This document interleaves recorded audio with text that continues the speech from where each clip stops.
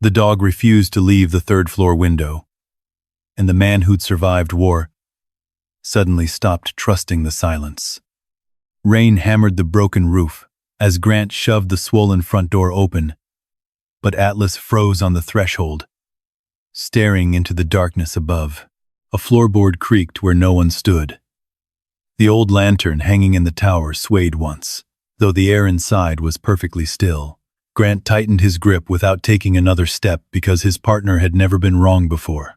Then Atlas let out a low growl that echoed through the empty house. What do you think Atlas sensed first? The rain had started before sunset and showed no intention of stopping. It droomed against the roof of the faded blue pickup parked beneath a row of cottonwoods outside the public library in Elk Ridge, Wyoming. Water crept down the windshield in slow silver ribbons, bending the yellow glow of the streetlights into wavering lines that reminded Grant Mercer of tracer rounds disappearing into desert darkness. He opened his eyes before the memory finished forming. The inside of the truck was cold enough that every breath hung in the air. Beside him, Atlas lifted his head from the worn army blanket spread across the passenger seat. The German shepherd's amber eyes searched Grant's face first, not the window. They always did. Is greater than I'm here. Is greater than, Grant murmured. Is greater than relax. Is greater than. The dog relaxed without making a sound. 45 years old. Former Army Ranger. 4 deployments in Afghanistan. 2 Bronze Stars. 1 Purple Heart. None of it had mattered when the medical bills arrived after his second spinal surgery. The house had gone first, then the savings, then the job repairing logging equipment outside Cody. For nearly 7 months, the pickup had become the closest thing either of them had to home. Grant reached into the cooler behind the seat. Half a bottle of water, 2 slices of bread, 1 can of beans. He divided the bread in half. Atlas waited until Grant nodded, before taking his share. Old habits, military habits. The strongest ate last. Outside, thunder rolled over the mountains. Grant glanced toward the library doors. They would stay open another 45 minutes. Warmth was reason enough. He pulled his faded ranger jacket tighter and stepped into the rain. The library smelled of old paper, coffee, and dry heat. Grant liked libraries because nobody asked questions if you kept quiet. Atlas settled near the fireplace, drawing curious smiles from an elderly couple reading newspapers. A little girl whispered to her grandmother that the dog looked like a wolf. Grant almost smiled. Almost. He wandered toward the community bulletin board near the entrance. Missing cats, church suppers, a volunteer fire department fundraiser. Then one white sheet caught his eye. County tax property auction, Thursday, 10:00 a.m. Old Courthouse Annex. Among dozens of parcel numbers, one listing stood alone. Parcel 17 to 442, former Holloway estate. Minimum opening bid, $15. Grant frowned. $15. Even condemned land brought more than that. He tore off one of the information tabs without quite knowing why. Atlas appeared beside him. The dog stared at the paper, then gave a quiet huff. You? Thinking? What I'm thinking? Grant asked. Atlas blinked. Grant folded the paper into his pocket. The courthouse annex smelled of wet wool and burnt coffee. About 30 people filled the folding chairs. Developers, land investors, farm owners, men who attended auctions because buying forgotten things had become a profession.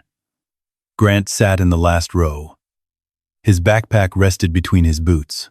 Atlas lay quietly beside him, wearing the faded service vest he had worn overseas. People noticed. Some looked away. Others whispered. The auction moved quickly. Old barns, flooded cabins, flooded vacant lots. Then the auctioneer adjusted his glasses. Parcel 17442. A few people chuckled before he finished. The Holloway house. Someone near the front laughed outright. Still haunted? Another answered. Depends who you ask. More laughter followed. The auctioneer waited for it to die. Opening bid. He looked down. $15. This is an A. B. Me. D. A. A. Another. Silence. Nobody lifted a paddle. Grant studied the photograph projected behind the podium. A large Victorian house stood alone against pine-covered hills. 3 stories. Stone foundation. Wide front porch. Most windows boarded. The paint had faded nearly white. But the roof line looked straight. No major sag, no collapse. Old shingles still holding. Grant had learned long ago to ignore appearances. Whether inspecting villages overseas or abandoned buildings back home, the bones always mattered more than the skin. He raised his hand. I've got 15. Every head turned. The room erupted in laughter. One man in an expensive hunting jacket twisted around in his chair. Buddy, he said, grinning, that place eats people. Another added, hope your ghost likes company. Grant didn't answer. The auctioneer blinked twice.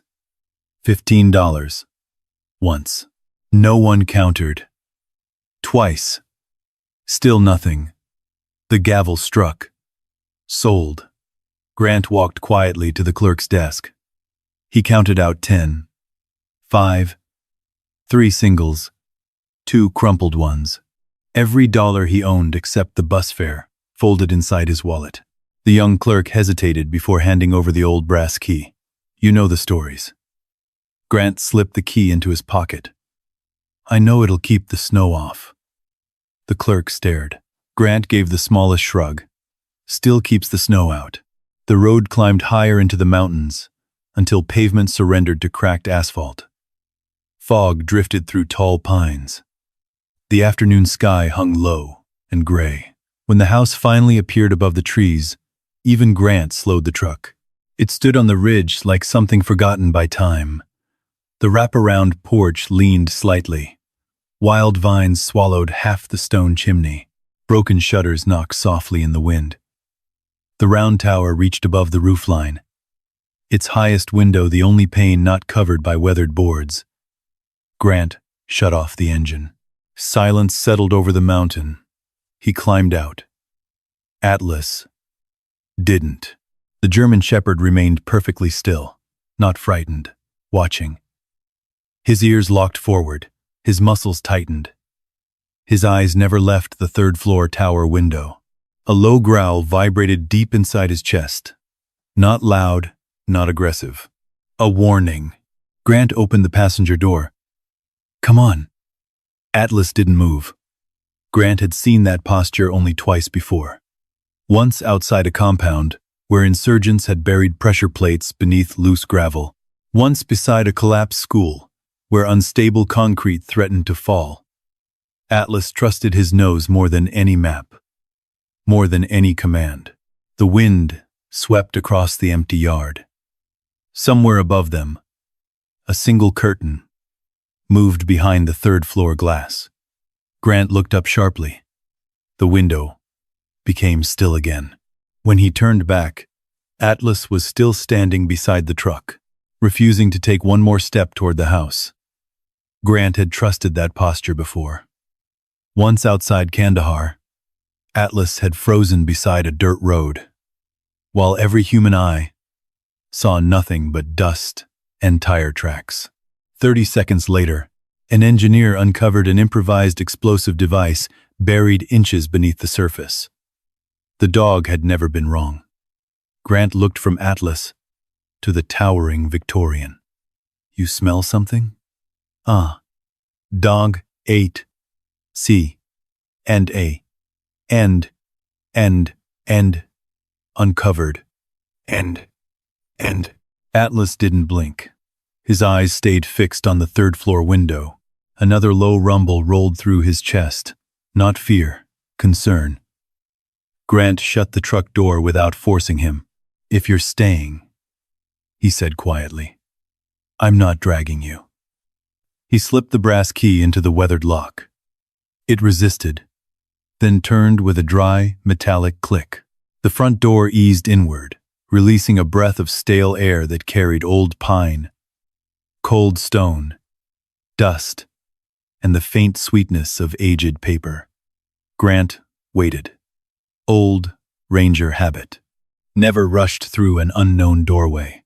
He stood just outside the threshold, letting his eyes adjust before entering. Corners, first, left, right, ceiling, floor. No movement. No fresh footprints. No obvious signs of squatters. He stepped inside. The enormous hallway swallowed the sound of his boots.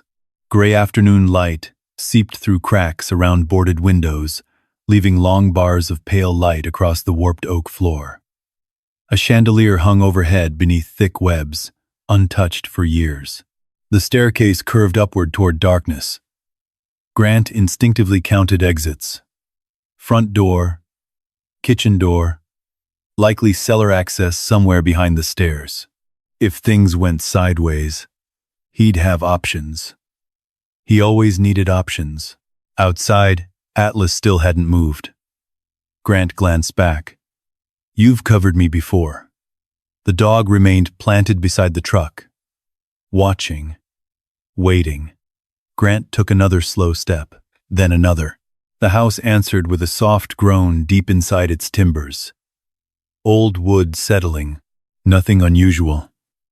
Still, something about the silence felt organized, not empty. Listening, he moved room by room. The parlor held overturned furniture draped in gray dust, a cracked marble fireplace, built-in bookshelves stripped almost bare. The dining room contained a massive oak table too heavy for thieves to bother moving. Everywhere he looked, he found neglect, never vandalism. It was as though the house had simply been abandoned in the middle of breathing.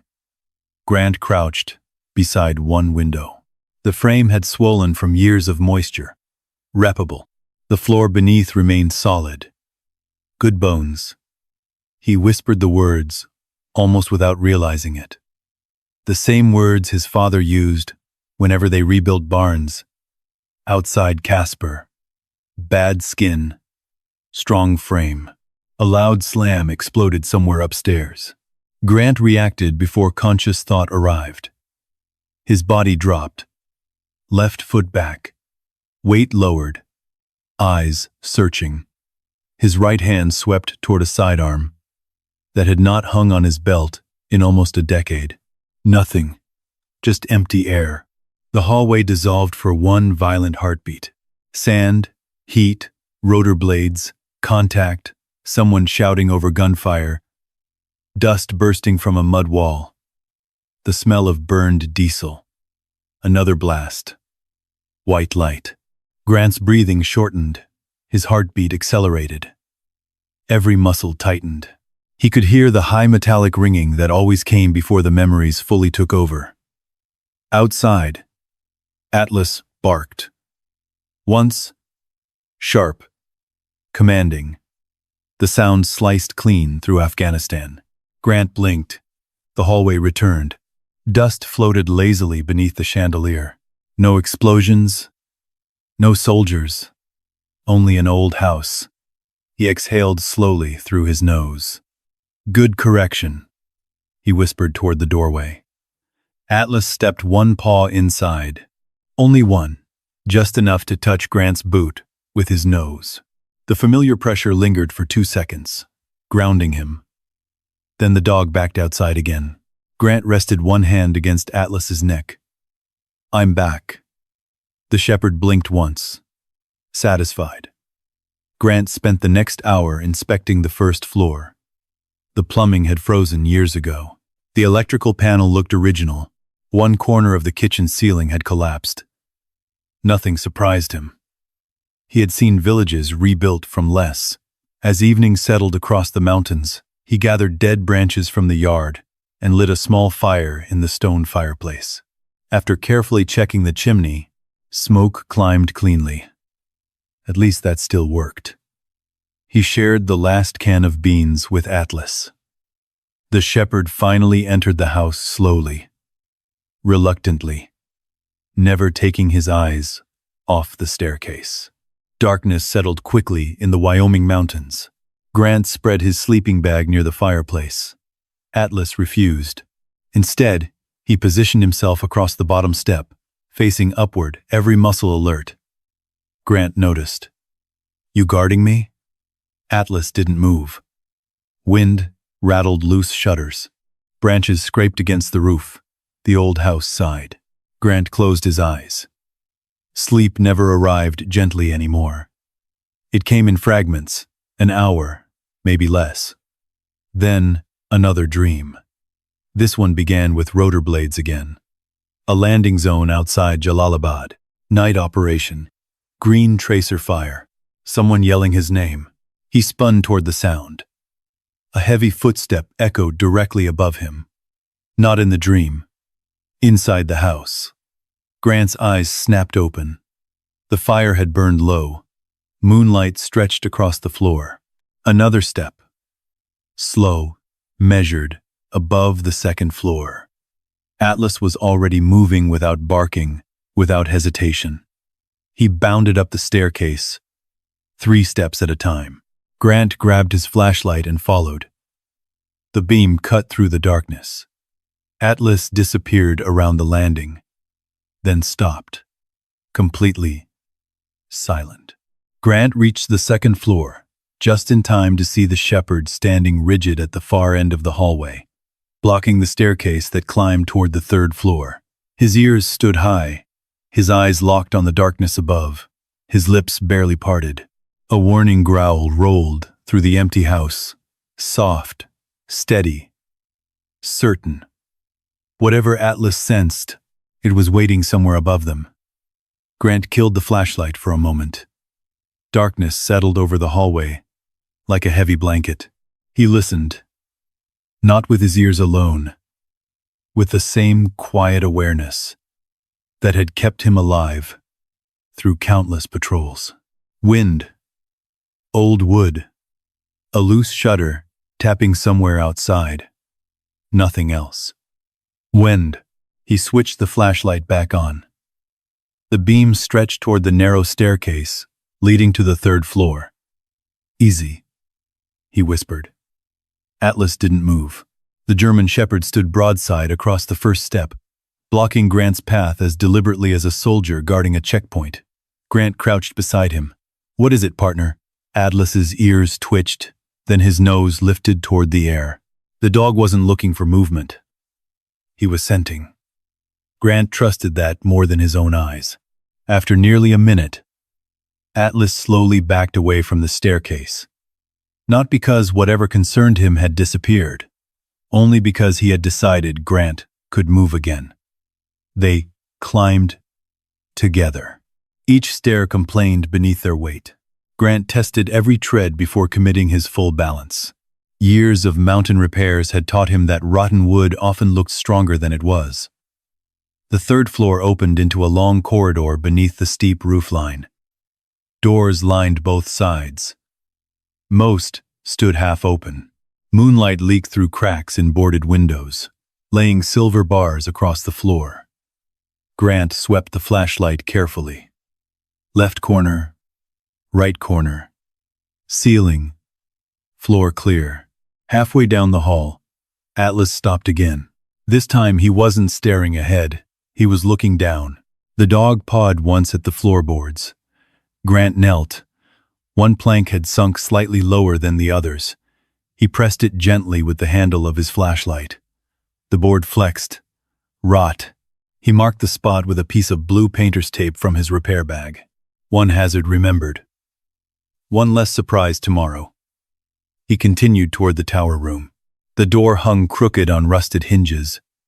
Inside the circular room overlooked the valley through tall windows. Most were boarded. One remained uncovered. The same window Atlas had watched from below. Grant walked toward it. Nothing. Only pine trees swaying beneath drifting clouds. The curtain moved again. He frowned. No breeze reached this room. He checked the frame. The lower sash refused to budge. Then, he noticed it. A narrow gap beside the casing. Cold air slipped steadily through it, enough to stir the old lace curtain. He almost laughed. So, that's your ghost. Atlas didn't. The shepherd wasn't interested in the window anymore. He had crossed the room and stood beside the far wall waiting.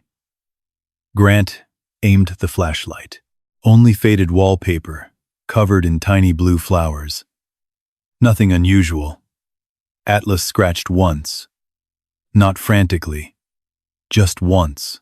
Then, he looked at Grant. Grant walked over. He tapped the wall with his knuckles. Solid.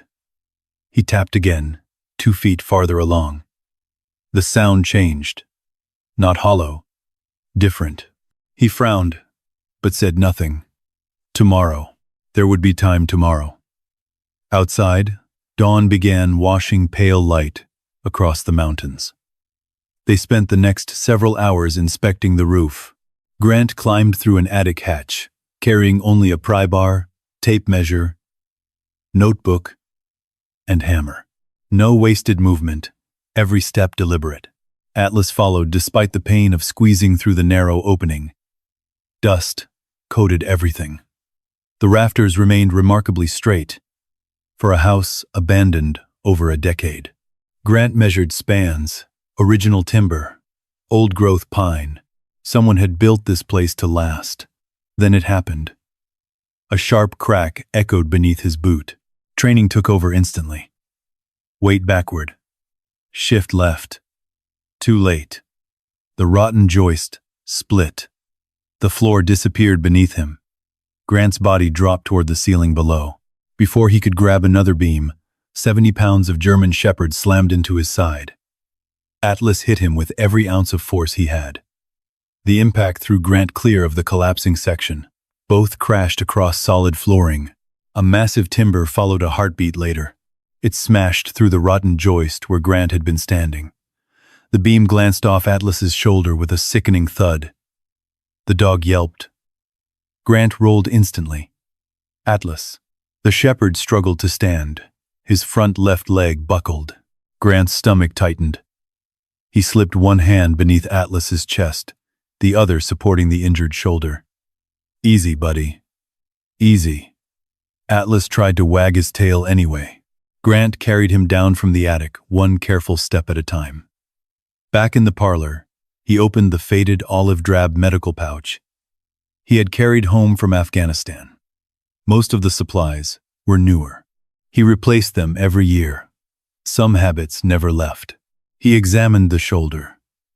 No obvious fracture. Deep bruising. A shallow cut from splintered wood. Grant flushed it with sterile saline. Atlas never pulled away, only watched him quietly. Grant applied antiseptic, wrapped the shoulder with a compression bandage, then rested his forehead gently against Atlas's. "You've saved my life twice now." Atlas answered with a slow lick across Grant's weathered hand. Neither of them moved for a long moment. Outside, snowflakes drifted through the mountain air. Inside, the fire crackled softly. Grant finally poured fresh water into Atlas's bowl before opening the last package of beef jerky from his backpack. He tore it into tiny pieces. Atlas accepted each one gently, like the disciplined military dog he had always been. That afternoon, while Grant reinforced several weak floorboards downstairs, Atlas limped away without making a sound. Grant looked up moments later. The shepherd had climbed back to the 3rd floor again, ignoring the pain, ignoring the bandage. Grant followed quietly. Atlas wasn't standing by the tower window anymore. He had returned to the same stretch of faded blue wallpaper. The dog lowered himself carefully onto the floor, despite the injured shoulder. Then he reached out one paw and scratched the wall again. This time harder. 3 slow strokes, as if trying to tell Grant the answers weren't hidden somewhere in the house. They were hidden behind it. Grant looked from the faded wallpaper to Atlas's tired eyes. The shepherd lowered his head onto his front paws, breathing evenly despite the fresh bandage wrapped around his shoulder. "You've earned a break," Grant said quietly. Atlas answered with a slow blink. He didn't move away from the wall. Grant made a mental note of the exact location before heading downstairs. Some questions demanded daylight, proper tools, and a clear head. That lesson had been carved into him long before Afghanistan. Never breach an unknown space when you're tired. The next morning, snow dusted the mountain in a thin white blanket. Grant loaded a handwritten list into his pocket. Roofing, cement, heavy tarp, padlock, lantern, fuel, nails, 2x4s if he could afford them.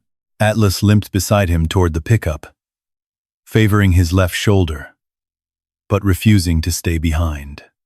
The road into Elk Ridge wound through pine forests, where fog drifted low between the trees. The little mountain town looked almost unchanged from 50 years earlier. Brick storefronts lining a single main street beneath weathered signs. Grant parked beside a faded building with hand-painted letters: Dawson, Salvage, and Supply. The bell above the door jingled softly. Inside smelled of pine lumber, machine oil, old leather, and coffee that had been sitting on the burner since dawn. A broad-shouldered woman with silver hair looked up from behind the counter. She wore denim overalls beneath a heavy flannel shirt, and her hands carried the rough strength of someone who had spent a lifetime lifting more than paperwork. "You new around here?" she asked. Grant nodded. "Just bought a place." She smiled politely. "Which one?" "The hallway place." The smile disappeared. Even the old clock on the wall seemed louder. "You serious?" Grant simply slid the brass key onto the counter. The woman stared at it for several seconds, then back at him. "My name's Mabel Dawson." "Grant Mercer." Her eyes shifted to Atlas. "And who's this handsome fellow?" "Atlas." The old shepherd sat beside Grant without a sound. Mabel came around the counter slowly and let Atlas sniff the back of her hand before scratching behind one ear. "You've seen things, haven't you?" Atlas leaned into the touch. "He always knows good people," Grant said. Mabel looked toward the front window as if checking whether anyone stood outside listening. "You'll hear stories." "I'm sure I will. They'll tell you Agnes Holloway kidnapped children." Grant didn't answer. "They'll tell you lights burned in that tower every night." She paused. "They'll tell you voices carried through the woods." Grant rested both hands on the counter. "What do you believe?" Mabel was quiet long enough for the coffee pot to hiss softly. "I believe folks make ghosts out of things they're too afraid to understand." Grant studied her face. "You knew her." "I saw her." "Not the same thing." "No. Mabel looked somewhere far beyond the walls of her shop when I was a little girl. My mother used to leave baskets of vegetables at the bottom of that hill for Agnes. We never knocked." "Why?" "Because Daddy said if Agnes wanted company, she'd invite it." She gave a dry laugh. "She never did." Grant gathered the supplies he could afford. The total came to $38. He had 27. Before he could speak, Mabel quietly crossed out several numbers on the receipt. "Senior discount," she said. Grant raised an eyebrow. "I'm 45. I wasn't talking about you." She winked toward Atlas. Grant laughed for the first time in months. It surprised both of them. As she packed the supplies into a weathered cardboard box, Mabel slipped in a kerosene lantern. "You forgot this. I didn't order one." "I know." He reached for his wallet. She closed his hand around it. "Pay me after your roof stops leaking." Grant looked at her for a long moment. I don't like owing people. You served. So did Atlas. She nodded toward the dog. I think the two of you have already paid more than enough. Outside, a black luxury SUV rolled quietly into the gravel parking lot. It looked strangely out of place among rusty pickups and logging trucks. A man in a tailored charcoal coat stepped out. Early 60s. Silver hair, polished boots, untouched by mud. He smiled before speaking. Mr. Mercer. Grant turned. I am. The stranger extended a hand. Victor Sloan. Grant shook it. The grip was practiced, confident, measured. I heard someone finally bought the Holloway property. News travels fast. It usually does in a town this size. Victor glanced toward the mountain ridge where the house stood, hidden beyond the pines. I'll save us both some time. He reached inside his coat and removed a business card. I'd like to buy it. Grant waited. $12,000. Silence settled between them. Mabel stopped unpacking inventory. Even Atlas had risen to his feet. You paid 15, Victor continued smoothly. I'm offering 12,000 today. Grant looked past him toward the snowy mountains, then back again. No. Victor smiled, as though he had expected the answer. You should think about it. I already did. That house isn't worth rebuilding. Grant shrugged. It doesn't have to be. Victor's smile became thinner. My company has plans for that ridge. I'm sure it does. I don't enjoy seeing veterans make expensive mistakes. Grant held his gaze. I've made bigger ones. Neither man spoke for several seconds. Finally, Victor tucked the business card beneath one of the ropes, securing Grant's supply box. If you change your mind, I won't. Victor nodded once. Have a good afternoon, Mr. Mercer. He drove away without another word. Mabel watched until the SUV disappeared. Then she whispered almost to herself. He doesn't usually hear no. Grant loaded the supplies into the truck. By the time he reached the mountain again, the sun had already dipped behind the western ridge. Atlas climbed out first. His ears flattened. A low growl escaped his throat. Grant followed his gaze.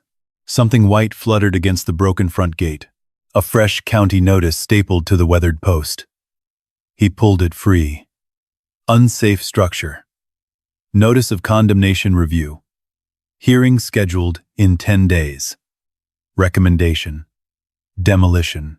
Grant folded the paper once, then slipped it carefully into the inside pocket of his old ranger jacket beside the deed. Atlas stood silently at the gate, looking past the notice, past the porch, back toward the third-floor window, as though whatever waited inside had already known. And they were running out of time. Grant slept lightly, not because of the condemnation notice folded inside his jacket, because Atlas never left the third floor. Twice, during the night, Grant climbed the stairs, carrying the kerosene lantern. Both times, he found the German shepherd lying beside the same faded stretch of blue wallpaper. His injured shoulder rested awkwardly against the floor.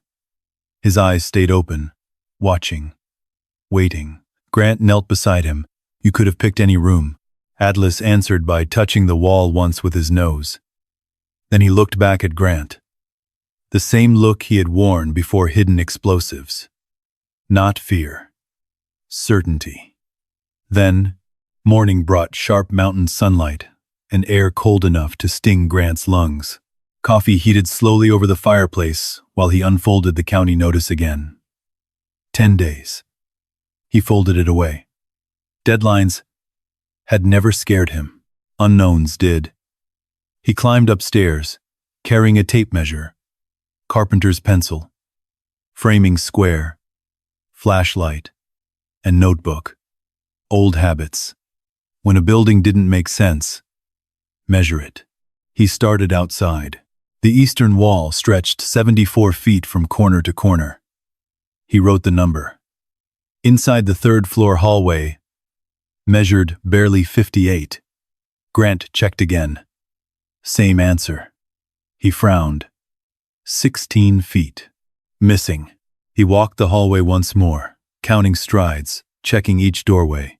The tower room should have connected naturally with the rest of the floor. Instead, the corridor simply ended. Too soon. He stood motionless. Atlas limped beside him and quietly sat in front of the wallpaper. Grant looked from the dog to the hallway, back toward the tower. The geometry didn't lie. Somewhere beyond that wall, there was space. He tapped gently with the handle of his hammer. Solid. Solid. Solid. Then thunk. Not hollow exactly, but different. The sound carried less weight.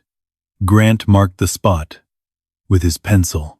He moved 2 feet left, saw it again, back to the mark. Thunk. Atlas's ears lifted. Grant smiled faintly. You've been trying to tell me. The shepherd's tail thumped once against the dusty floor. Grant crouched lower. Back to G. G. His fingertips traced the faded wallpaper instead of attacking it immediately. Military reconnaissance had taught him patience. People focused on obvious clues. Real answers usually hid inside small inconsistencies. The wallpaper stopped beneath the baseboard. Every other room in the house showed paper tucked neatly behind the trim. This section had been cut afterward. Someone had covered something. Carefully, deliberately. Grant slipped his utility knife beneath one loose seam. The old paper peeled away surprisingly easily. Dry glue crackled softly. A strip nearly 3 feet long drifted to the floor. Behind it, no plaster, wood. Wide vertical pine boards, much newer than the surrounding walls. Grant peeled another section, then another. Atlas rose, despite his sore shoulder, standing directly beside him. The hidden shape slowly appeared. Door casing, old oak painted over decades earlier. Grant stepped back. Someone hadn't built another wall. Someone had hidden a doorway. He ran his palm over the boards. Tiny square nails, hand-driven, much older than modern framing. Whoever sealed the room hadn't wanted to destroy it, only erase it. Grant examined the floor. No fresh tool marks. No recent disturbance. Dust rested evenly across everything. This door hadn't been touched in years, maybe decades. Atlas suddenly wide, a quiet sound, almost impatient. Grant looked outside. Snow clouds gathered over the western ridge. The afternoon light had already begun fading behind the mountains. He remembered something Sergeant Cole used to repeat before every raid. Never clear unknown rooms after dark. Darkness gives uncertainty. Another weapon. Grant rested the pry bar against the wall. Tomorrow. Atlas stared at him. I know. The shepherd didn't move. Grant sighed. You disagree. Atlas lay back down in front of the hidden doorway, refusing to leave, almost standing guard. That evening, Grant repaired the front porch post until moonlight replaced daylight. Fresh timber, lag bolts, temporary support. One problem solved, 20 more waiting. Inside, he heated canned stew over the fire. Atlas barely touched his food. Instead, the dog climbed upstairs again. Grant followed, carrying the lantern. Atlas had resumed his silent watch before the concealed door. Grant leaned against the opposite wall. You think somebody's still in there? The old house answered with a slow, settling groan. Nothing more. He found himself studying the hallway again. Clear as throat. Everything fit now. The missing 16 feet, the newer boards, the altered wallpaper, Someone had gone to extraordinary effort to make people forget this room existed. Why? Hide valuables? Hide evidence? Hide memories? His thoughts drifted briefly toward Victor Sloan, toward $12,000, toward a demolition order arriving less than 24 hours after refusing to sell. Coincidences rarely stayed coincidences for long. Not in combat, not in life. Grant rolled his sleeping bag into the hallway instead of returning downstairs. Atlas remained beside the hidden door, close enough that Grant could rest one hand on the dog's back. The shepherd relaxed for the first time all day. Near midnight, Grant woke suddenly, not from a nightmare, from silence. The mountain wind had stopped completely. The house no longer creaked. No branches scratched the roof. And no shutters rattled. Only stillness. Atlas was already standing. His ears pointed toward the concealed doorway. Then, very softly, Grant heard it. Not a voice, not footsteps. A faint current of moving air, barely audible, flowing from somewhere behind the hidden wall. He slowly reached for the pry bar resting beside his sleeping bag. Tomorrow had suddenly become right now. Grant wrapped one hand around the pry bar. The other held the lantern low, keeping the light below eye level, the way he had learned to move through dark buildings overseas. Bright light blinded the man carrying it long before it exposed anyone hiding inside. Atlas remained beside the wall, alert, silent. Grant slid the flat end of the pry bar beneath the first pine board. The old nails protested with a long, aching squeal. The sound echoed through the empty house. He paused, listened. Nothing answered. Another board came loose, then another. Dust drifted into the lantern light like slow-falling snow. Behind the pine board stood exactly what he had expected. An old oak door. Its brass knob had darkened with age, but there was almost no rust on the hinges. Someone had oiled them before sealing the room away. Not abandoned, preserved. Grant brushed decades of dust from the frame. Atlas stepped closer until his shoulder touched Grant's leg. "You ready?" The shepherd looked at the door. Grant turned the knob. It moved easily. The door swung inward, without a sound.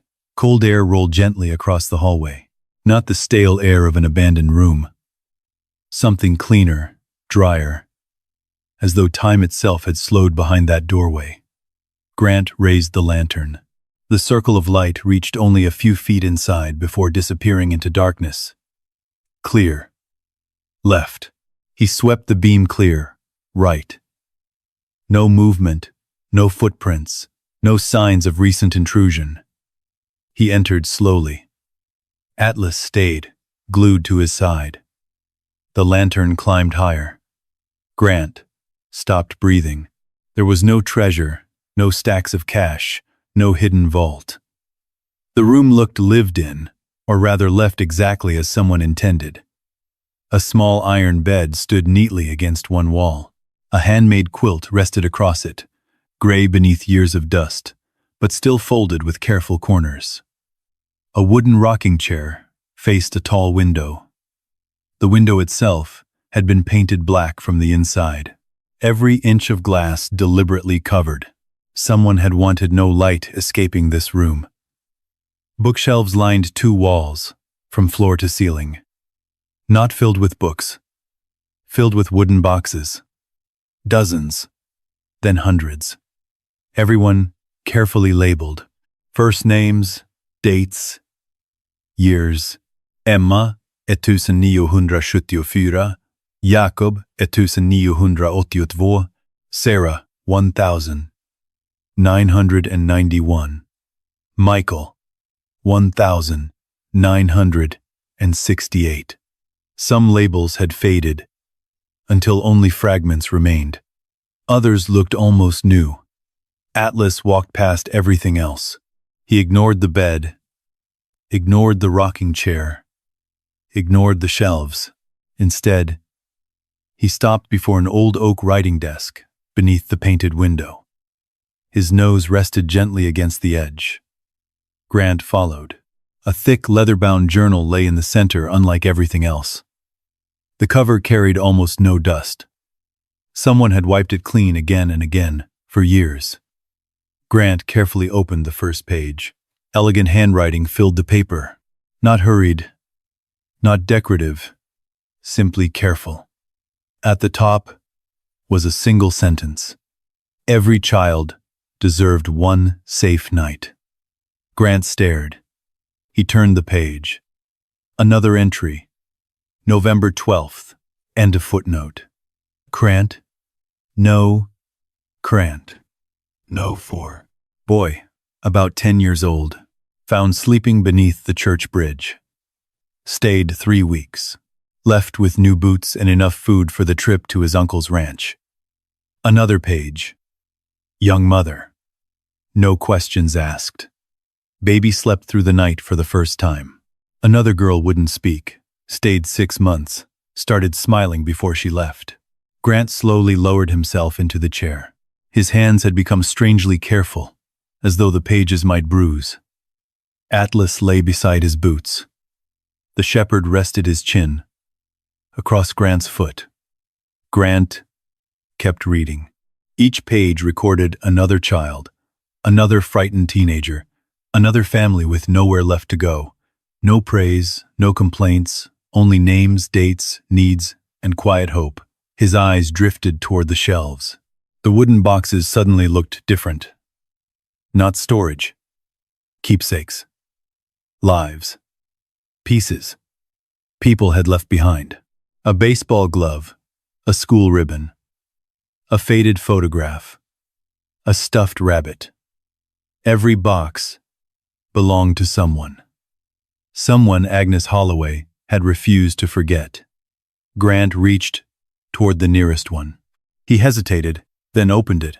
Inside rested a tiny pair of red mittens, a Christmas card drawn in crayon, 2 missing baby teeth wrapped carefully in tissue, and a note. Started first grade smiling, finally sleeps through thunderstorms. Grant swallowed hard. His chest tightened for reasons entirely different from Afghanistan. He remembered another winter, not overseas. Wyoming. He had been 9. His father had spent 3 months looking for work after the sawmill closed. Money disappeared. The furnace stopped running. All gone. By no. His father. By Nady. .uc. One December evening, a stranger had left groceries on their porch without signing a card. His mother cried while pretending she wasn't. Grant had never learned who brought them. He suddenly wondered how many strangers had quietly saved lives without anyone ever knowing. Atlas lifted his head. The shepherd looked toward the painted window. Grant followed his gaze. He scratched gently at one corner with his thumbnail. Black paint flaked away. Behind it, morning sunlight spilled through old glass. Warm, golden, alive. For the first time in years, light entered the hidden room. Grant looked back across the shelves. Hundreds of names, hundreds of stories, hundreds of children. The town had whispered for decades that Agnes Holloway stole children. The truth felt infinitely heavier. She had been sheltering them quietly, secretly, for years. He closed the journal carefully, not because he was finished reading, because he suddenly understood. He wasn't holding the history of one old house. He was holding the reason someone had wanted the room forgotten. Atlas leaned against his leg. Outside, wind swept softly through the pines. Inside the hidden room, the first rays of morning touched the rows of wooden boxes. And for the first time in many years, none of them sat in darkness anymore. Grant left the hidden room only after the morning sun had climbed over the eastern ridge. Before closing the concealed door, he looked back one last time. The shelves, the boxes, the journal resting on the oak desk. Nothing had changed. Yet, everything had. He carefully pulled the hidden door shut, but left the pine boards stacked neatly against the hallway wall. No more hiding. Not anymore. Atlas waited beside him. And it be? The brute, Atlas waited beside him. The shepherd's bandaged shoulder looked stiff, but his eyes were brighter than they had been since arriving. Grant rubbed the dog's neck. You found it. Atlas leaned against him, not proudly, simply as though the mission had reached its first objective. The next 3 days became routine. Grant worked from sunrise until darkness. Roof first, then porch supports, broken windows, leaking gutters. He attacked every problem, the same way he had once planned patrol routes. Never chase 10 objectives. Complete one, move. Complete the next. Every repair earned a photograph with the disposable camera Mabel had quietly slipped into his supply box. Evidence mattered, especially when someone wanted your work erased. The condemnation hearing was now only 7 days away. Victor Sloan returned on the 4th morning. This time, he wasn't alone. A white county pickup stopped beside his black SUV. A building inspector climbed out carrying a clipboard. Grant watched from the porch without saying a word. Atlas stood beside him, hackles raised. Victor smiled pleasantly. Morning, Mr. Mercer. Grant nodded once. The inspector introduced himself before beginning a slow walk around the property. He photographed cracked masonry, measured the porch, checked the chimney, never once stepped inside. Grant noticed. Observation. Always observation. The inspector wasn't looking for reasons to save the house, only reasons to condemn it. Victor wandered toward the porch. I see you've been keeping busy. Grant sanded a porch rail without looking up, trying. Victor folded his hands. I'd hate to see all this effort wasted. Grant brushed sawdust from the timber. Funny. What is? You sound like you've already read the decision. Victor's smile held. I've simply attended enough hearings. Grant met his eyes. So have I. Victor tilted his head. I wasn't aware the Army handled zoning disputes. They don't. Grant stood. They teach you how to recognize when someone's shaping the battlefield before the fight begins. For the first time, Victor's smile paused only for a second. Then it returned. I hope you're wrong. He walked back toward his SUV. Grant watched him leave. Atlas never stopped watching until both vehicles disappeared below the ridge. That night, snow began falling again. Heavy. Wet. Grant reinforced another section of roof before climbing down in darkness. Atlas suddenly froze near the back fence. His ears locked forward. One sharp bark, then he ran. Grant grabbed his flashlight. Atlas. The shepherd disappeared into the trees. Grant followed. Years of ranger training returned without effort. Flashlight off. Let his eyes adjust. Move with the terrain. Stay below the ridgeline. The snow carried fresh footprints. Not deer. Boots. Someone had crossed behind the property less than an hour earlier. Grant crouched. The prints stopped beside the woods. Atlas growled somewhere ahead. Then came a sharp metallic clang. A yelp. Grant's heartbeat surged. Atlas. He sprinted through the pines. The flashlight beam caught the shepherd struggling near a fallen log. A length of rusted rebar protruded from the snow. Atlas had crashed into it while chasing whoever had fled. Blood stained the white ground beneath his flank. Grant dropped to one knee. His breathing stayed calm. Hands steady. Pressure. First, find the wound.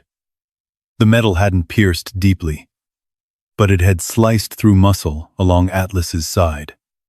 Grant wrapped the injury tightly, using his field dressing. The shepherd whimpered once, then tried to stand. No. Grant slid both arms beneath him. I've got you. Atlas weighed nearly 80 pounds. Grant carried every one of them over fallen timber, across icy ground, down the mountain trail 2 miles, without stopping. The veterinary clinic sat on the edge of town, with only one light burning. Dr. Emily Foster opened the door before Grant reached the steps. She took one look at Atlas. "Bring him in. No paperwork, no questions, only action." Grant stood beside the operating table, while Emily cleaned the wound. 12 stitches. She glanced at him. He was lucky. Grant stroked Atlas's head, while the dog rested under mild sedation. "He usually makes his own luck." Emily smiled gently. "He made yours, too, judging by these old scars." Grant looked down. Atlas's gray muzzle rested peacefully against the blanket. "I owe him more than I can repay." "No." Emily tied the final stitch. "You just keep showing up." Near dawn, Atlas finally fell asleep. Grant sat beside him in the quiet examination room. Emily had left coffee on the counter without interrupting the silence. Grant reached into his jacket for the condemnation notice. Instead, his fingers touched something else, a folded page. It had slipped from the journal while he was reading in the hidden room. He carefully unfolded it. Different handwriting. Same careful ink. The heading read simply "Final Records." Grant frowned. This wasn't another diary entry. It looked like a list. Names. Years. Notes. He read the first few, then stopped. His eyes narrowed. Somewhere farther down the page, one name had been underlined decades ago. Grant couldn't yet make out the faded ink beneath the crease. He unfolded the page completely. Atlas stirred weakly on the table. Outside, first light touched the snowy mountains. Grant leaned closer. Whatever Agnes Holloway had written on that final list had survived all these years waiting for someone to read it. Grant carried the folded page to the window, where the early light was strongest. The paper had yellowed with age, but the ink remained surprisingly clear. Each line followed the same quiet pattern. A first name, a date, a destination. Sometimes only a single sentence. Sent to an aunt in Idaho. Found work at the sawmill. Joined the Navy. Graduated nursing school. Married. 3 children. Agnes had never written about herself, only about what became of the people who had walked through her door. Grant slowly followed the entries down the page.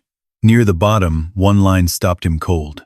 Victoria Ann Sloan arrived April 1961.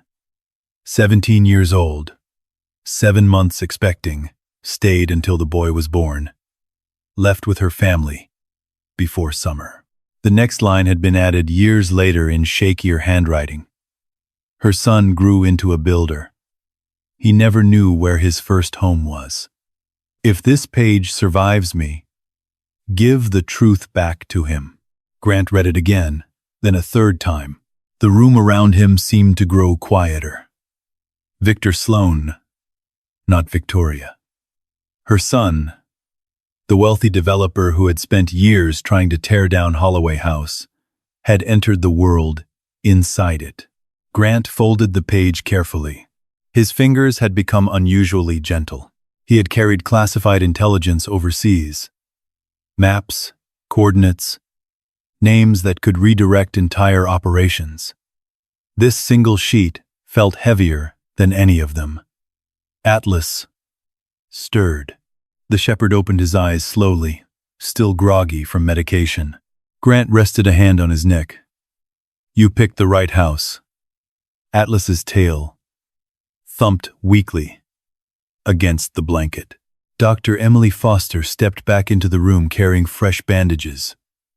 "How's our patient?" "He'll complain if you ask him." Emily smiled while checking the stitches. "He'll need a few days." Grant nodded. "I'll make it work."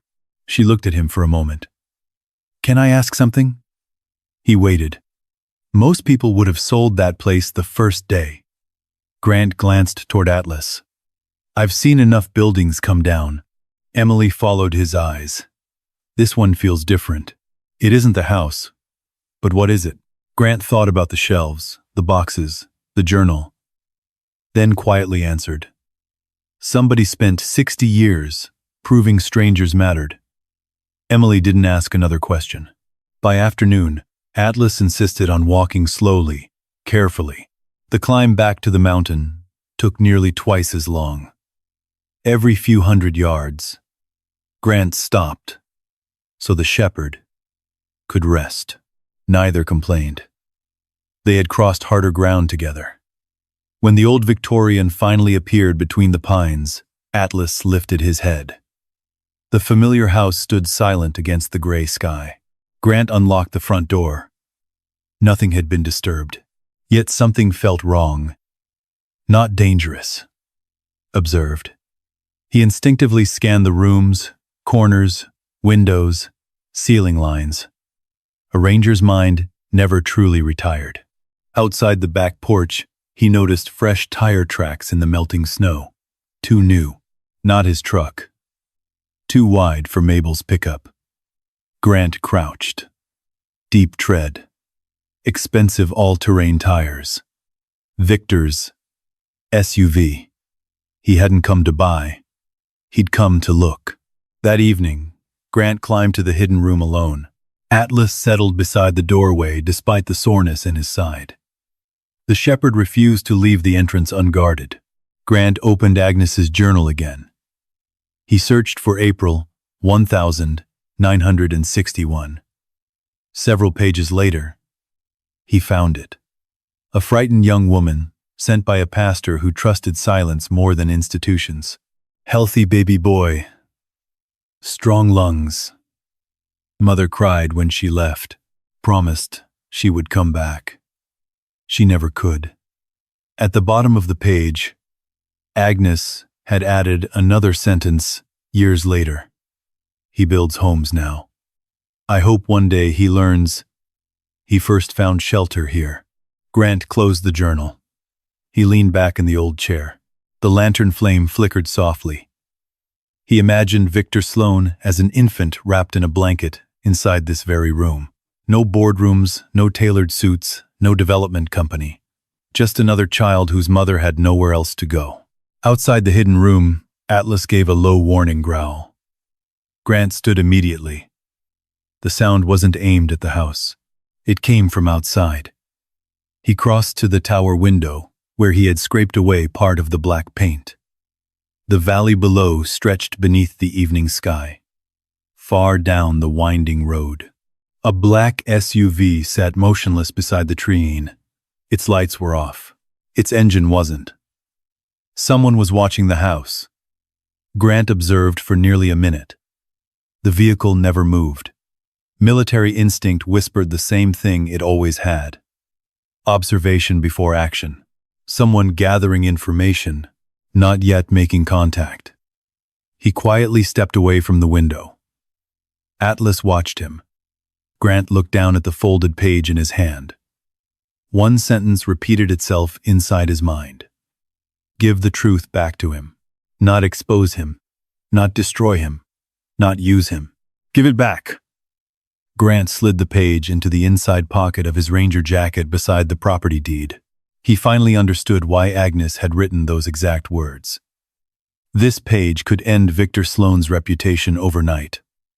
Or it could return a missing piece of a man's life. Atlas rested his head against Grant's knee. Grant scratched gently behind one ear. I know. The shepherd closed his eyes. Outside, the SUV's engine finally started. Its headlights swept briefly across the snow before disappearing down the mountain road. Grant remained at the window long after it was gone. The coming hearing was no longer just about saving a house.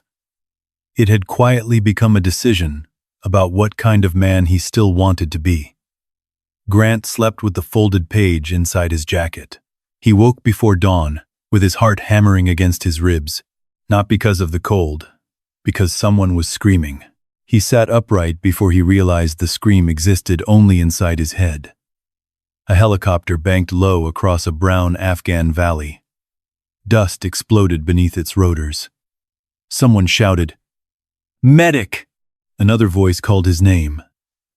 Then came the sharp crack of rifle fire. Grant's hand shot toward the pistol that hadn't been there in 9 years. His breathing shortened. The room dissolved into sand, smoke, and broken stone. A warm nose pressed against his wrist. Atlas. The German shepherd stood beside the sleeping bag despite the fresh stitches in his side. Grant closed his eyes. He counted slowly. 4 breaths in. 4 breaths out. The mountain returned. The fire had burned to glowing embers. Snow tapped softly against the tower window. "I'm here," Grant whispered. Atlas settled beside him, without another sound. The nightmare ended the same way it always did. Not because it disappeared, because Atlas refused to let Grant stay inside it. Morning found Grant repairing window frames instead of thinking. His hands preferred work over memory. Plane, measure, fit, repeat. Every smooth shaving curling from the old pine reminded him of rebuilding forward operating bases after rocket attacks. One board at a time, one problem at a time. Atlas rested nearby beneath the porch, watching the road. Every few minutes his ears lifted. Still guarding, still working, even injured. Grant admired that dogs never questioned purpose. People did. By midday, he climbed back into the hidden room, carrying Agnes Holloway's journal. The lantern glowed softly beneath the painted tower window. Dust floated lazily through its light. Grant searched until he found the final pages. The handwriting had become shakier, slower. Age had reached Agnes's hands, but not her heart. One final folded letter rested inside the back cover. Unlike the records, it carried no names, only a sentence. "For whoever finds this room," Grant unfolded it carefully. The paper trembled slightly between his fingers. "If you have opened this door, then the house has trusted you. Please don't make the mistake others have made. People will try to use these names to shame, to threaten, to clear's throat bargain. Don't. Every child who entered this house arrived carrying enough fear already. Return the truth to the people it belongs to. Never use it as a weapon. Keep the door open. Nothing else matters." Grant read the words twice, then a third time. His eyes drifted toward the folded page inside his jacket. Victor Sloan. One sentence spoken publicly at the hearing would destroy him. Every newspaper would print it. Every television station would repeat it. His company would collapse beneath the scandal before anyone bothered asking whether there had ever been anything shameful about the truth. Grant knew exactly how information became ammunition. He had watched governments do it, insurgents do it, politicians do it. Sometimes soldiers did it too. The weapon was rarely the truth itself. It was the decision about when to reveal it. Atlas limped quietly across the room. Instead of lying beside Grant, he stopped before Agnes's desk. His nose rested gently against the letter. Grant smiled faintly. "You've picked your side." Atlas blinked once. That evening, Mabel Dawson arrived, carrying 2 containers of beef stew. She looked first at Atlas, then at the fresh bandage. "Heard somebody brought my favorite customer to Doc Foster." Grant accepted the food. "He'll be all right," I figured. She looked toward the hidden room without yet knowing it existed. "You finding anything worth saving?" Grant thought for several seconds, then answered honestly, "More than I expected." She nodded, as though she understood more than he had actually said. Before leaving, she paused beside the porch steps. "You know?" Grant looked up. "Folks around town are talking about what? They've started asking why Victor Sloan wants that hill so badly." Grant watched snowflakes drift between the pine branches. "I imagine he'll have an answer." I'm sure he will. She hesitated. You don't owe anybody a fight, Grant. He smiled wearily.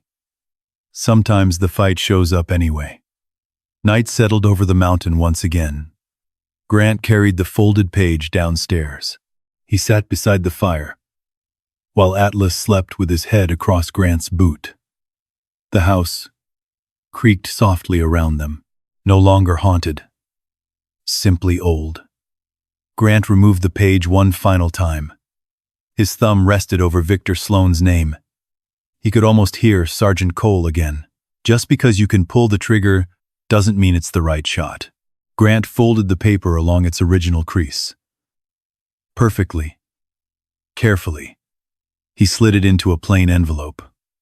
Across the front, he wrote only 2 words. Victor Sloane. Nothing more. No accusation, no explanation, no threat. Tomorrow, he would hand it back to the man who had unknowingly spent his entire life searching for the place where his story had truly begun. Whether Victor accepted it or tore it apart would no longer belong to Grant. The choice had already been made. Outside, Atlas suddenly raised his head. Not growling, not barking, simply listening. Headlights climbed the mountain road, a single vehicle moving slowly toward the house. Grant stood, envelope still in his hand. The hearing was tomorrow morning, but someone had decided not to wait. The headlights stopped just beyond the broken gate. Grant set the envelope on the mantel and reached for the flashlight. Not because he expected violence, because old habits refused to die. Atlas was already on his feet, despite the stitches along his side. His ears pointed toward the driveway. His body remained relaxed. No growl, no warning bark. Grant noticed. If Atlas wasn't alarmed, neither was he. A single figure stepped from the darkness. Victor Sloane. No attorney, no county officials, no polished speech prepared for an audience. Just one man standing beneath the porch light, with snow gathering on his shoulders. Grant opened the door. Neither of them spoke for several seconds. Victor finally broke the silence. I couldn't sleep. Grant nodded once. I figured. Victor looked past him, into the old house. It feels different. It is. Grant reached for the envelope and held it out. I was going to give you this tomorrow. Victor accepted it carefully. His eyes moved from Grant to the handwriting across the front. Only his own name. Nothing else. You should read it alone. Victor looked uncertain for the first time since they had met. Why? Because it belongs to you. Grant stepped back. I'll see you in the morning. Victor hesitated, then quietly returned to his truck without opening the envelope. Its taillights disappeared into the falling snow. Grant closed the door. Atlas rested his head against Grant's leg. The shepherd's tail brushed the floor once. Mission complete. For now, the county annex was already crowded. When Grant arrived the next morning, Atlas walked beside him, wearing his old service vest. His stitches pulled slightly with every step, but he refused to stay behind. People noticed the dog first, then the veteran. Whispers followed them through the room, the haunted house. That's him. So he actually came. Grant ignored every word. Combat had taught him something useful. Noise wasn't the same thing as danger. He sat quietly in the front row. Atlas lay beside his chair. The leather journal rested on Grant's lap. Behind him, the room continued filling. Mabel Dawson arrived, carrying a thermos of coffee. She touched Grant's shoulder as she passed. You don't stand alone today. Before Grant could answer, another elderly man entered. Then a woman with silver hair. Then a retired firefighter. Then 2 middle-aged teachers. Grant didn't recognize most of them. Yet every one of them looked toward the journal with an expression that mixed curiosity and memory. Mabel leaned closer. I made a few phone calls. Grant glanced around. Looks like more than a few. They've been waiting longer than you know. The chairman called the meeting to order. The county inspector stood first. He listed every violation in a calm, practiced voice. Compromised roof, unsafe porch, outdated electrical system, code deficiencies. Grant listened, without interruption. Most of it had once been true. Some of it no longer was. Photographs of Grant's repairs circulated among the commissioners. Temporary roof stabilization, structural reinforcement, secured entrances, progress, real work. Then, Victor Sloan stood. The room grew still. Grant studied him carefully. Victor looked different. The expensive suit remained. The confidence did not. He approached the podium, slowly.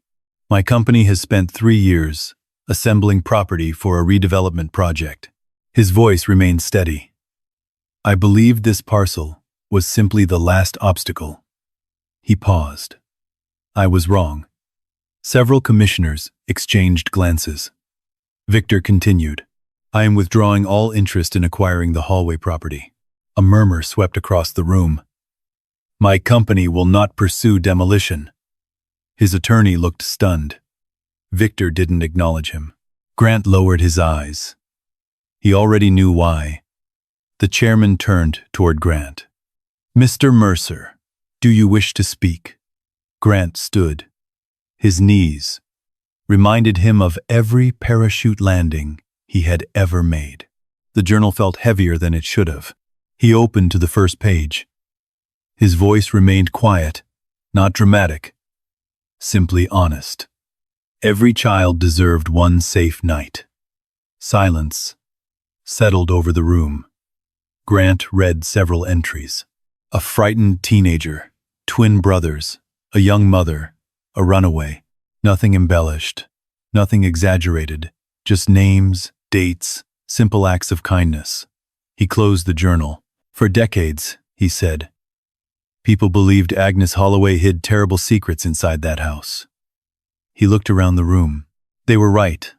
Another pause. The secret was that she never stopped opening her door. No one moved. Grant continued. She kept children alive long enough for the rest of their lives to begin. From the third row, an elderly woman slowly stood. I stayed there.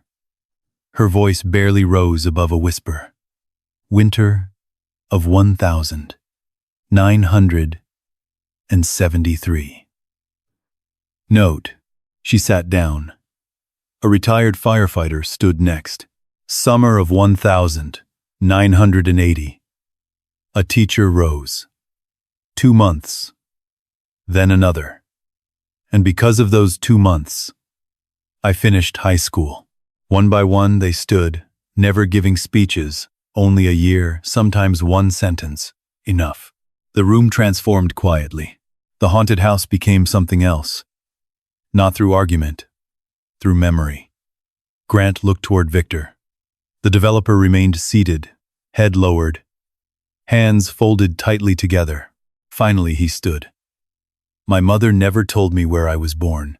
The room fell completely silent. Victor's voice caught for the first time. Last night, someone gave that story back to me. He looked directly at Grant. I spent years trying to erase the place that first saved my family. He swallowed. I didn't know. No one spoke. Victor turned toward the commission. I will personally pay every dollar of the outstanding taxes on that property. He looked around the room, not to own it, to honor it. The chairman removed his glasses. The inspector slowly closed his folder. After a long silence, the chairman spoke. The commission recommends conditional restoration rather than demolition. The vote that followed was unanimous. Grant closed his eyes briefly. Beside him, Atlas leaned gently against his leg. For the first time since Afghanistan, Grant realized he was no longer bracing for the next explosion. He was simply standing in a quiet room, watching strangers choose mercy. Grant had spent years believing battles ended with someone losing. That was how Afghanistan had taught him. Someone advanced. Someone retreated. Someone came home. Someone didn't. But as people slowly filed out of the county annex, there was no cheering, no victory, only quiet conversations. Old men shook hands with strangers. Women embraced people they had not seen in decades. The haunted house on the hill had somehow become everyone's story. Atlas leaned against Grant's leg. His tail brushed the worn carpet once. Grant reached down and scratched behind his ears. "You picked the right house." Atlas blinked, as though he'd known that from the beginning. The following morning, Victor Sloan walked into the county clerk's office, carrying a certified check. $4,286. Every dollar of unpaid taxes. The young clerk who had handed Grant the rusted key only weeks before stared at the amount before looking back up. "You want your company's name on the receipt?" Victor shook his head. "No. The property is still Mr. Mercer's." The clerk hesitated.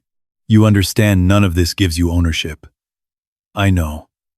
Victor signed the receipt. "For the first time in my life," he said quietly, "I'm paying a debt that belonged to my family long before I was born." Snow lingered across the Wyoming hills for another week. Then, volunteers started arriving. Nobody organized them. Nobody advertised. One pickup appeared Monday morning, carrying reclaimed lumber. Another arrived Tuesday with windows salvaged from an old church. Wednesday brought a retired electrician named Earl Donovan. "I heard somebody finally decided this place deserved another chance." Grant offered to pay him. Earl laughed. "You can buy lunch." "That's about all." Grant smiled for what felt like the first time in months. Deal. The work settled into a rhythm, just like patrols once had. Every morning, Grant made a list. Roof, plumbing, windows, heat. One objective at a time. No shortcuts, no wasted movement. Atlas supervised every inch of it. Despite the stitches in his side, he limped from room to room, inspecting each repair. If a stranger climbed onto the property carrying lumber, Atlas sniffed their boots before quietly stepping aside. If someone walked too close to the hidden room upstairs, he followed, without making a sound.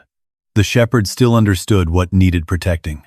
Some nights Grant woke anyway. A loose shutter slammed against the siding. His eyes opened instantly, heart racing, for one terrible second. The old house became a compound outside Kandahar. The wind became rotor blades. The furnace, settling beneath the floor, became distant mortar fire. His hand reached automatically toward a rifle that no longer existed. Atlas was already there, a warm nose pressed gently against Grant's wrist. The dog never barked, never startled him, only waited. Grant's breathing slowed. The room slowly became a bedroom again, not a battlefield. He rested his forehead against Atlas's. "Stand down." The shepherd sighed and settled back onto the rug. By morning, Grant realized something unusual. He had fallen asleep again, without another nightmare. It was the first uninterrupted night he'd had in years. Mabel Dawson transformed the old kitchen before anyone noticed. One afternoon, Grant came downstairs, smelling fresh bread. The enormous cast-iron stove glowed with steady heat. Soup simmered quietly. Coffee filled the room with warmth stronger than the fire itself. "You planning to feed the whole county?" Grant asked. Mabel never looked up from kneading dough. "Looks that way." People began staying after work. Not because anyone asked, because nobody wanted to leave. Stories surfaced naturally. A retired deputy admitted Agnes had once hidden a runaway boy inside the cellar, while an abusive father searched the property. A school principal confessed she'd quietly sent frightened teenagers toward the hill for years, pretending she knew nothing afterward. Each story made the house feel less abandoned, more remembered. Victor came only on Saturdays. He arrived in faded jeans instead of tailored coats. He carried lumber himself, measured walls, replaced broken beams. Nobody treated him like a hero. He never expected them to. One afternoon, Grant found Victor standing alone in the hidden room. His mother's small keepsake box rested open on the desk. "I keep wondering," Victor said softly, "how different my life would have been if she'd told me." Grant adjusted an old window frame before answering. "Maybe she wanted you to grow up without carrying the weight." Victor nodded slowly, "And I spent 50 years inventing heavier ones." Neither man spoke again. Some conversations didn't require finishing. Spring finally reached the mountain. Clear's throat. Snow melted into clear streams. Wild flowers appeared beside the broken stone fence. Grant repaired the front porch, one weathered board at a time. He refused to replace more than necessary. Old wood deserved respect. Just like old people. Just like old memories. Atlas climbed the finished steps carefully, still favoring one leg, still making his rounds. Grant watched him disappear toward the third floor. Moments later, the dog returned carrying something gently between his teeth. An old brass lantern covered in dust. Grant cleaned the glass. The wick was still intact. Mabel smiled when she saw it. Agnes used to hang that in the turret window so travelers knew someone was awake. That evening, Grant filled it with fresh oil. As sunset disappeared behind the mountains, he climbed the winding staircase. Atlas walked beside him.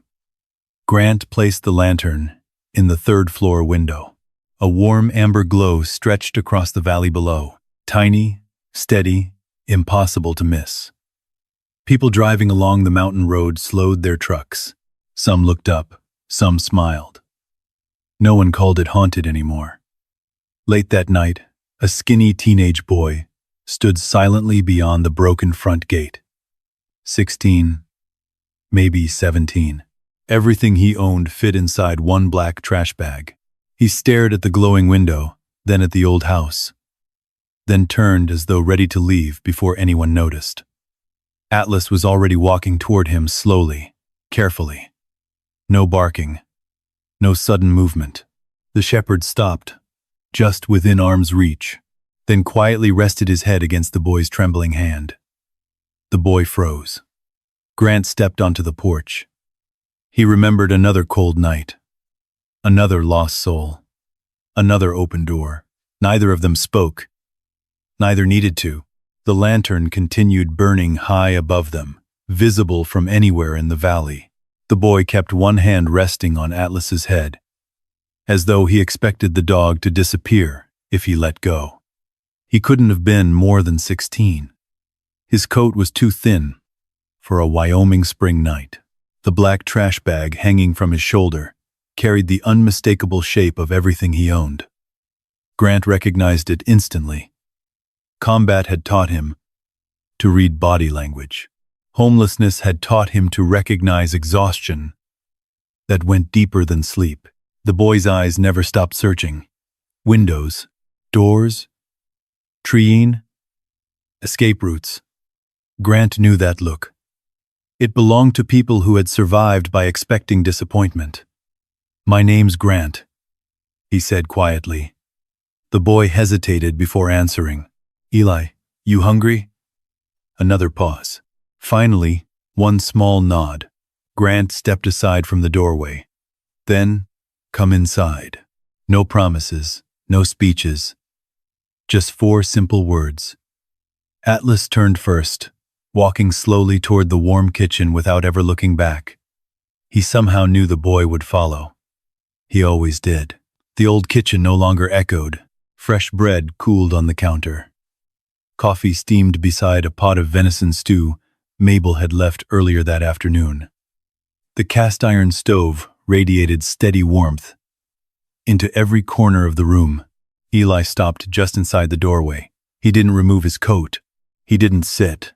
He only looked around as though waiting for someone to tell him he had misunderstood. Grant filled a bowl, set it gently on the table. "It's hot. Take your time." Eli stared at the food for several seconds before picking up the spoon. The first bite disappeared almost too quickly. The second came slower. By the third, his shoulders lowered just enough to notice. Atlas lay beside the table, not begging, simply keeping watch. Grant smiled to himself. Some soldiers never really retired. The months that followed reshaped the house one quiet day at a time. Victor kept his promise. Licensed contractors finished the electrical system. New plumbing replaced every rusted pipe. The roof that Grant had first patched beneath falling snow now carried solid cedar shingles, built to outlast another generation. Grant refused to let anyone touch the finished work. Old habits from woodworking returned naturally beneath his hands. Doors were planed until they closed with a gentle click. Window frames were sanded smooth enough for sunlight to find its way inside. Every repaired surface honored what had been there before, instead of pretending it had never broken. Atlas inspected every room after each day's work. The shepherd still limped slightly when mornings were cold. The injury never completely disappeared. Neither had Grant's damaged knee. Neither of them complained. Summer brought visitors, not tourists, not ghost hunters, people carrying old memories. Some came with faded photographs. Others carried letters. Several simply stood quietly beneath the turret window for a long time before saying anything. Grant reopened the hidden room, not as a secret, as a place of remembrance. Each family found its own box. Each child, now gay-haired adults, held forgotten pieces of lives they thought no one had remembered. Sometimes there were tears, sometimes laughter, usually both. Victor never entered unless invited. When he did, he always stopped before his mother's small keepsake box.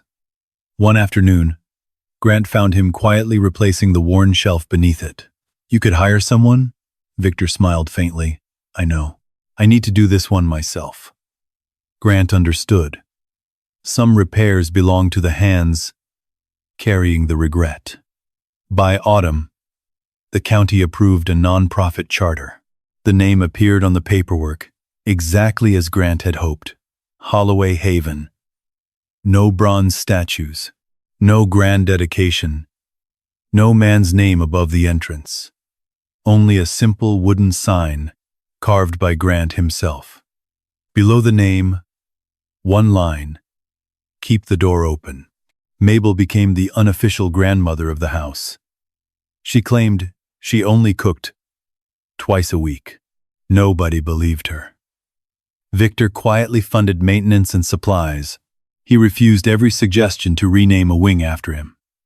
"This place carried my family long before I ever carried it. That's enough." Grant accepted veterans referred through local organizations. Young adults aging out of foster care arrived too. Not many, just enough that every empty bedroom slowly found purpose again. No one was asked to explain their worst day, only whether they wanted breakfast. Atlas appointed himself the official welcome committee. Every newcomer received exactly the same greeting. A slow approach, patient eyes, one gentle nudge beneath a trembling hand. People trusted the dog before they trusted the house. Grant thought that made perfect sense. Trust had to begin somewhere. One evening, Eli wandered into Grant's workshop. The old Army veteran was restoring a broken oak chair. Wood shavings curled across the floor. The scent reminded Grant of the small repair shop his father had owned decades earlier. "You gonna throw that away?" Eli asked. Grant looked up. "The chair?" It looked beyond saving. Grant turned the chair over in his hands. "I've heard that before." He handed the teenager a block plane. "Every piece of wood tells you where it's still strong. You just have to slow down enough to listen." Eli took the tool awkwardly. Grant adjusted his grip. Not correcting, teaching. Atlas watched from the doorway, tail resting against the floor, quietly satisfied. The first snow returned exactly 1 year after Grant had walked into the county auction with $15 in his pocket. He climbed to the turret room just before sunset. The lantern waited beside the window. He trimmed the wick, filled the reservoir, lit the flame. Outside, the valley slowly disappeared beneath fresh snow. Far below, headlights wound through the mountain road. Some drivers glanced toward the hill. Every one of them could see the warm amber light. Grant rested one hand on the window frame. Atlas stood beside him. Older now, a little slower, still watching, still faithful. Grant remembered sleeping inside an old pickup truck, with nowhere left to go. He remembered believing that buying a haunted house had simply meant finding shelter from another Wyoming winter. Instead, he had found a mission. Not one assigned by the Army, not one written inside operational orders, one chosen freely behind him. Laughter drifted upward from the kitchen. Mabel arguing over pie. Victor helping Eli stack firewood. 2 veterans debating football beside the fireplace. Life. Ordinary life. The kind so many people spent years searching for without realizing it. Grant looked once more across the valley. The lantern reflected softly in the old glass. It no longer warned travelers away from haunted ground. It welcomed them home. Atlas leaned gently against Grant's leg. Grant rested his hand on the shepherd's scarred neck. Neither of them needed words. Some promises were stronger in silence. Outside, snow continued falling across the Wyoming mountains. Inside, the light remained steady.